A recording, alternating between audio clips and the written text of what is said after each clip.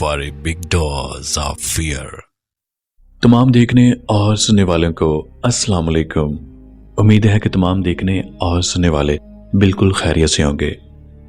अब ये बात हर खास व आम की जुबान पर थी कि उस पार्क में रूहों का बसेरा है, इसलिए पार्क बिल्कुल वीरान हो चुका था और रात को उस पार्क से अजीब किस्म का शोर और खौफनाक आवाजें आती थीं। अब तो हद हो चुकी थी। मोहल्ले की 4 लड़कियां गायब हो चुकी थीं और लोग बहुत परेशान थे। मेरा नाम शगुफ्ता है। मैं कनाडा में तकरीबन 20 साल से मुकीम हूँ और कनाडा की नेशनैलिटी रखती हूँ, लेकिन असल में मैं एक पाकिस्तानी हूँ और मेरा मजहब इस्लाम है। सख्त सर्दी हो रही थी और बर्फबारी का सिलसिला भी जारी था। मैं और मेरी एक दोस्त अनीला, हम दोनों रात के खाने के बाद टहलने के लिए अपने घर के करीब ही शॉन हेलो पार्क में जाते थे। पार्क के अंदर नहीं जाते थे, बल्कि उसके करीब से गुजरकर वापस आ जाते थे, क्योंकि उस पार्क के बारे में बड़ी पुरअसरार किस्म की बातें मशहूर थीं। चूंकि मैं मुसलमान हूं, इसलिए मुझे जिन्नात के वजूद पर यकीन है, क्योंकि अल्लाह ने हमेशा जिन्हों इंसानों को अपने कलाम में मुखातब किया है। लेकिन मेरी दोस्त इस बात को नहीं मानती थी। वक्त अपनी पूरी रफ्तार के साथ भाग रहा था।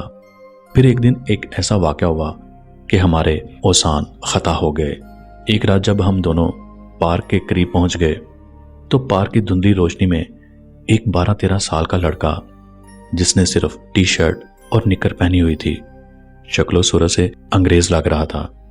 वो पार्क के एक झूले पर बैठा हुआ था और सख्त सर्दी के आलम में भी वो सिर्फ टी शर्ट और निकर में था। ठंडी हवा में हम लोग इतने गर्म कपड़े पहनकर भी सर्दी से परेशान थे, मगर वो लड़का आराम से झूला झूल रहा था और तेजी से हाथ हिला हिलाकर हम लोगों को अपने पास आने की दावत दे रहा था। मैंने अपनी दोस्त का हाथ पकड़ा और तकरीबन भागते हुए हम लोग अपने घर की तरफ चल दिए। 2-3 दिन से मेरी तबीयत नासाज थी, इसलिए मैं रात को टहलने के लिए नहीं जा सकी, मगर मैंने महसूस किया कि मेरी दोस्त बहुत बेचैन है और बार बार असरार कर रही थी कि टहलने के लिए चलो। मैंने किसी न किसी तरह उसको टाल दिया, मगर तीसरे दिन तो मेरे पीछे ही पड़ गई। लिहाजा मजबूरी में मैं उसको लेकर टहलने के लिए निकल पड़ी।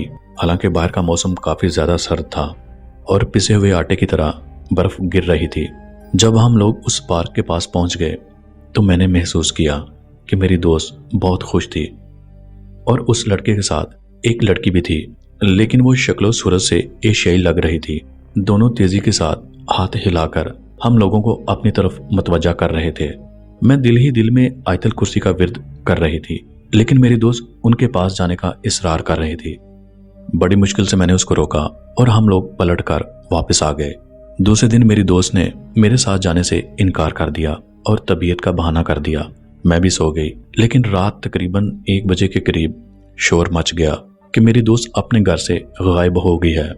बहुत तलाश के बाद भी उसका कुछ पता न चला, यहाँ तक कि वहां की पुलिस से मदद लेनी पड़ी, लेकिन मेरी दोस्त का कहीं पता न चला। एक दिन मेरी तबीयत बहुत उदास थी और बहुत दिनों से मसरूफियत की वजह से मैं घर से नहीं निकली थी, इसलिए रात का खाना खाने के बाद मैं अकेले ही टहलने के लिए चली गई।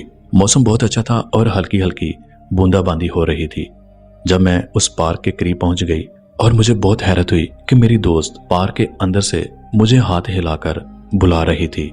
ये देखकर मेरे पैरों तले से जमीन निकल गई।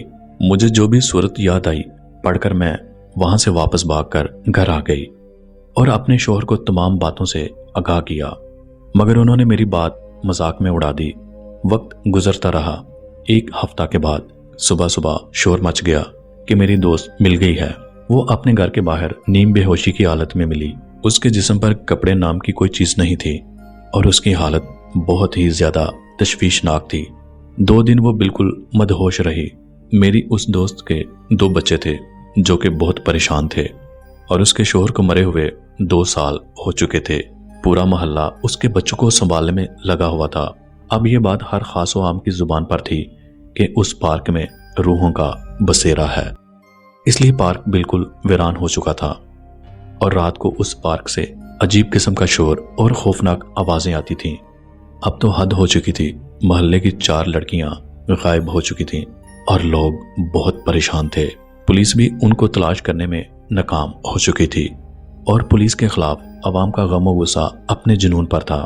روزانہ کی بنیاد پر احتجاج کیا جا رہا تھا۔ اب تو لوگوں کا صبر کا پیمانہ لبریز ہو چکا تھا اور کینیڈین گورنمنٹ کے خلاف بھی لوگوں نے آواز اٹھانا شروع کر دی تھی۔ آخر کار گورنمنٹ کو بھی گھٹنے ٹیکنے پڑے اور بہت معلومات کے بعد ایک سلطان عامل سید باقر حسین کی خدمات حاصل کر لی گئیں، جو کہ روحوں اور بد روحوں کے بڑے عامل تھے۔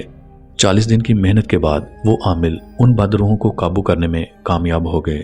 ان 4 بد روحوں کا تعلق ہندو، انگریز، عیسائی اور ایک جرمن تھا، لیکن کینیڈین گورنمنٹ اب بات کی تہہ تک پہنچنے کی کوشش کرنے لگی۔